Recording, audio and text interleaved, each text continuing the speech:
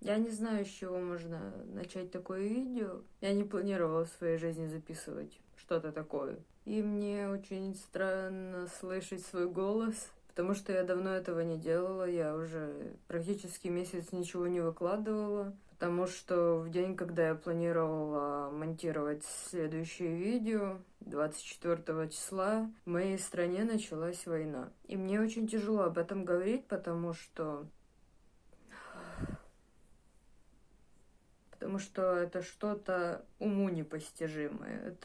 Это что-то, чего не должно было и просто не могло случиться в моей стране, в моей жизни. Потому что я ходила в садик в мирное время, я ходила в школу в мирное время. Мы на уроках истории учили Первую мировую войну, Вторую мировую войну. И это казалось чем-то таким страшным, далеким, непонятным, потому что когда тебе 14-15 лет, тебе кажется, что любой конфликт можно решить, и война — это что-то мифическое, что-то, о чем можно узнать или увидеть только на уроках истории. По крайней мере, для меня и моей страны так было. Потом случился 14-й год, я была еще подростком в это время, у меня была маленькая сестра, и я очень волновалась за все, что происходило. А затем случился 22-й год, и на Новый год мы друг другу желали, чтобы этот год был легче, чем предыдущий, потому что год был достаточно тяжелым из-за короны. И я была уверена, что это самое ужасное, что может произойти на то время.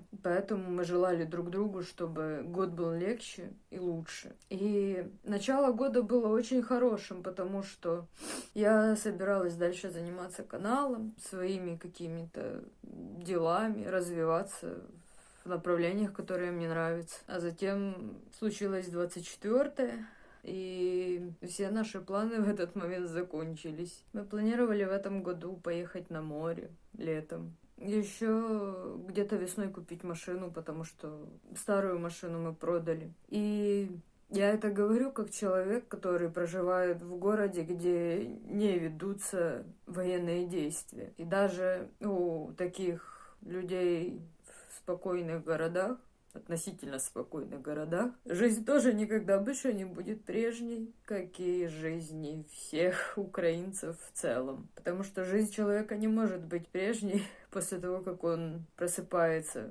столько дней подряд от сирены боевой тревоги и не может уснуть до отбоя. Я живу на первом этаже, и когда в дворе кто-то заводит машину, мне становится страшно, потому что этот звук похож на гул ракеты, которая далеко летит. И мне очень необычно жить, зная, как звучит этот звук. И я вот долго говорю, жалуюсь про то, что вот такая у меня теперь жизнь, достаточно напряженная, потому что я не знаю, как говорить о людях, у которых сломаны жизни, которым разбомбили квартиры, которые остались без крыши над головой, без семьи, без детей. Я уже пыталась записать это видео, и у меня каждый раз не получается, потому что я начинаю рыдать. И мне не хочется говорить о таких вещах. Мне очень тяжело морально и психологически.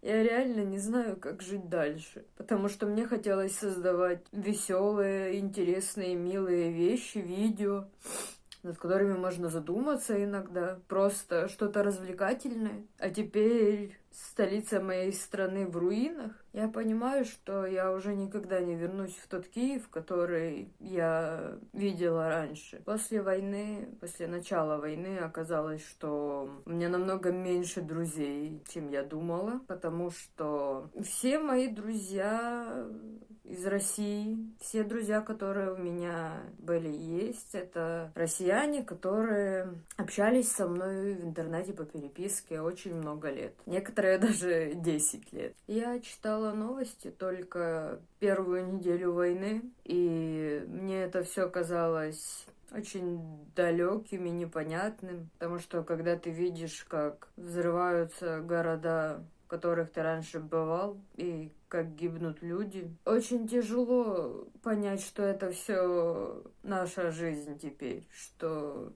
это теперь жизнь украинцев. И я перестала читать новости, когда очень много новостей начало появляться, видео, фото того, как родители плачут над своими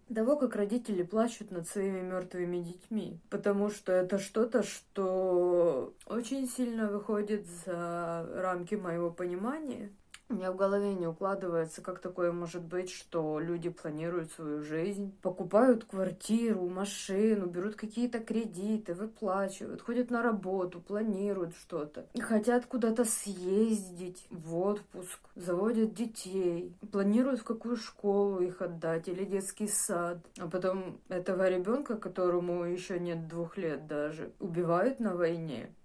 Честно говоря, я сейчас выгляжу лучше, чем даже первые 2 недели того, как началась война. Я сейчас потихоньку пытаюсь продолжать жить своей жизнью. Честно говоря, я до сих пор не могу поверить в то, что это все происходит. Я не могу это все воспринимать, потому что там живут такие же люди, как я, как члены моей семьи. И они гибнут каждый день ни за что, непонятно почему, я не понимаю.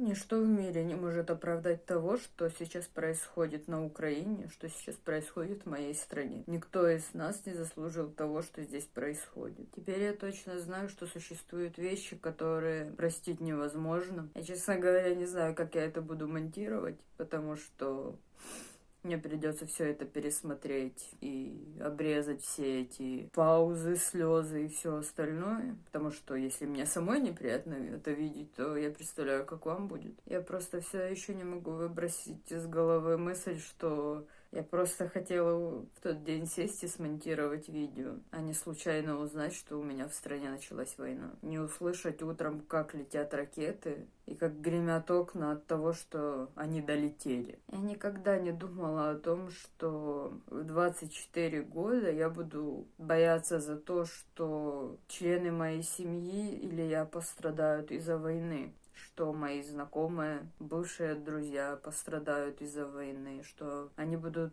бояться за то, что их родители, которые не захотели покидать страну и находятся в городах, где происходят боевые действия, что столькие люди будут страдать и умирать, потому что какое-то старое хуйло решило поиграть в СССР, представляя, что украинцы — это нацисты, а Россия — это освободители от нацизма. Спасибо, что вы это посмотрели. Если вы это посмотрели, и слава Украине!